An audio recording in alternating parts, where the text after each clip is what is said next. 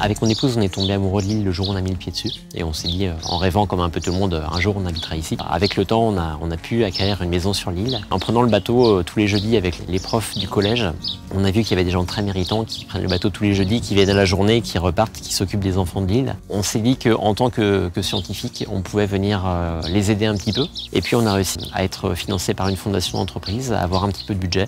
Ce qui fait qu'on a créé notre atelier, on a pu acquérir des machines et construire un vrai projet avec le Collège des îles du Ponant pour intervenir auprès des enfants. Notre objectif, c'est de les ouvrir un peu sur d'autres choses, en l'occurrence des nouvelles technologies, et donc on leur propose des activités autour de nouvelles machines qui sont l'imprimante 3D, une découpeuse traceuse numérique, une brodeuse numérique et des robots Timio. Donc l'origine du projet, c'était effectivement de démarrer par les robots. On voulait leur amener cette possibilité de faire bouger des robots avec une interface de programmation qui s'appelle Scratch, qu'ils utilisent déjà au collège, et donc c'était une extension du programme du collège. Donc ça a démarré comme ça. L'atelier partagé met à notre disposition tout un tas de machines et puis de robots dont on ne dispose pas au collège.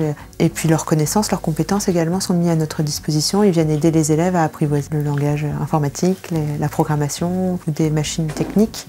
Ça permet d'illustrer les programmes scolaires, de développer des compétences qui sont nécessaires pour passer le brevet, par exemple, pour les élèves de 3e.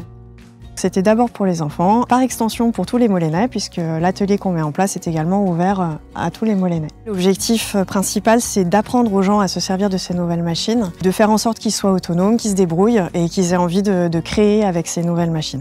Dès qu'on doit réparer quelque chose, on a juste à faire la conception en 3D de la pièce, on est aidé.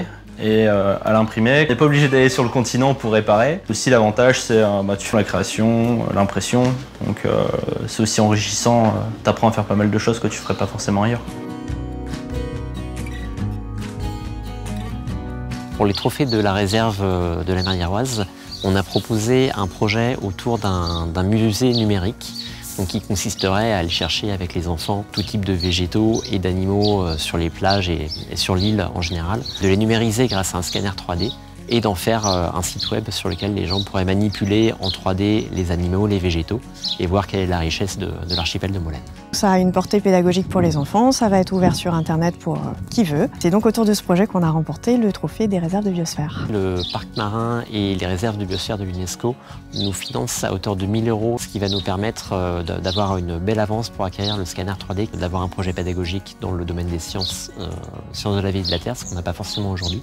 Et puis dans les autres activités qu'on a avec les Molénais. Et là, le fait d'avoir un scanner va nous permettre de réparer des pièces très complexes, là où aujourd'hui on était obligé de tout remodéliser à la main. Donc ça va vraiment améliorer cette activité de réparation.